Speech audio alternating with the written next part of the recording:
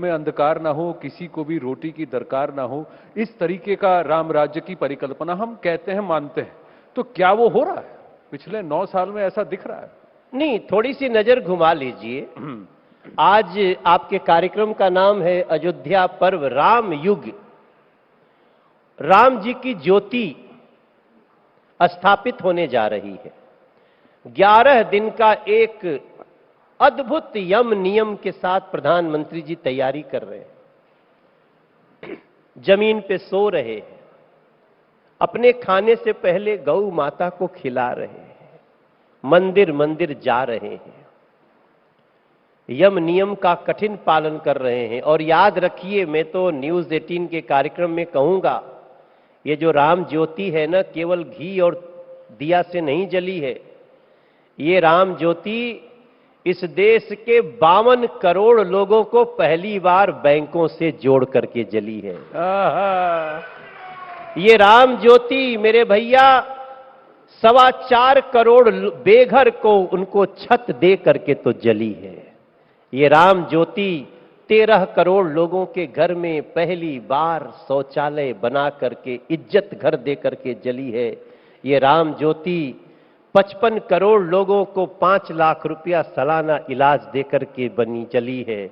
इस ज्योति का कितना लौ होगा, जो ज्योति न जाने कितने लगभग 12 करोड़ माताओं की आंखों से धुआं हटा करके जली है। उस ज्योति पर विपक्ष को गर्व हो न हो, हमें गर्व था, गर्व है और गर्व रहेगा साहेब, हमें रहेगा सर। क्या बात है। तो जो लोग पहले कहते थे कि मंदिर वहीं बनाएंगे पर तारीख नहीं बताएंगे, आप पर यह आरोप लगता था कि आप कह रहे हैं कि मंदिर तब बनाएंगे जब आप कुर्सी पर बिठाएंगे। अब कहा जा रहा है कि 24 के लिए कह रहे हैं, प्राण प्रतिष्ठा करा दी, अब हमें वोट बनाकर फिर से सरकार बनवा दो। वो प्राण सियासत भी ला रहे हैं इस आस्था वो में। प्राण प्रतिष्ठा में कभी नहीं आते। वो तो राम का प्राण हरने में विश्वास करते हैं, राम को प्राण देने में विश्वास ही नहीं करते हैं।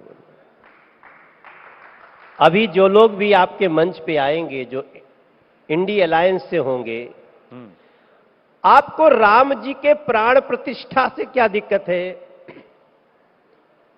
500 साल से राम जी के मंदिर को तोड़कर, और ये बात जब मैं कह रहा हूं तो आप याद रखिए, माननीय सुप्रीम कोर्ट ने यह फैसला दिया है जी। अगर आज का कानून उस समय होता ना, तो बाबर को फांसी की सजा होती। आप किसी दूसरे, आज भी मैं इस शो में कह रहा हूं, मैं एक सांसद के रूप में भी कह रहा हूं, किसका मजाल है जो किसी भी धर्म के किसी देवालय को गिरा दे?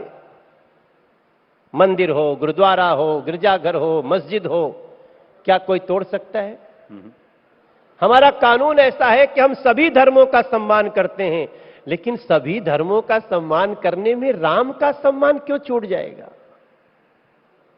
हम तो कभी नहीं, हमारा तो धर्म ही ऐसा है। आप कभी ये सोचते नहीं हैं कि 47 में धर्म के नाम का बटा हुआ पाकिस्तान और हिंदुस्तान, जिसे आज हम भारत कहते हैं, उस हिंदुस्तान में हिंदू को अपनी आस्था को और राम लला को अपने विराजमान होने की जन्मभूमि को कोर्ट में साबित करना पड़ रहा है।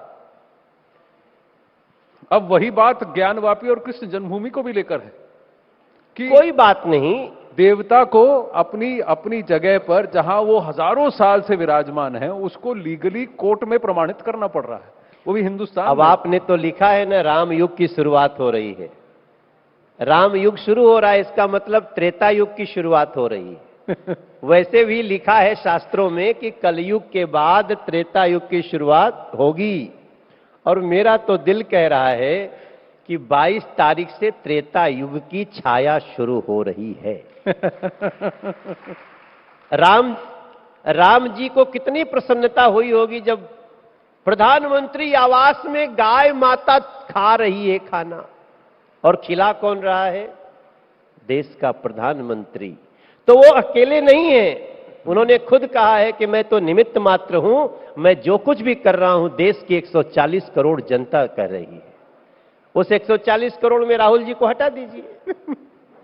उस 140 करोड़ में आप उन कुछ लोगों को हटा दीजिए जो कहते हैं सनातन नष्ट करने आए हैं। अरे भैया, अपना धर्म बचा लो। दूसरों को नष्ट करते करते तो बहुत लोग चले गए। किसने, बाबर ने कभी सोचा होगा कि ये दिन भी आएगा?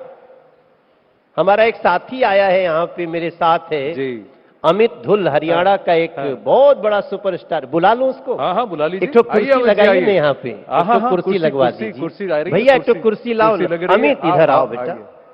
स्वागत कीजिए अमित धूल जी का। ये अमित के लिए आप राम लोग, थे, राम है, राम रहेंगे। इन्हीं के साथ हमने गाया है, राम के थे, राम के हैं, राम के रहेंगे।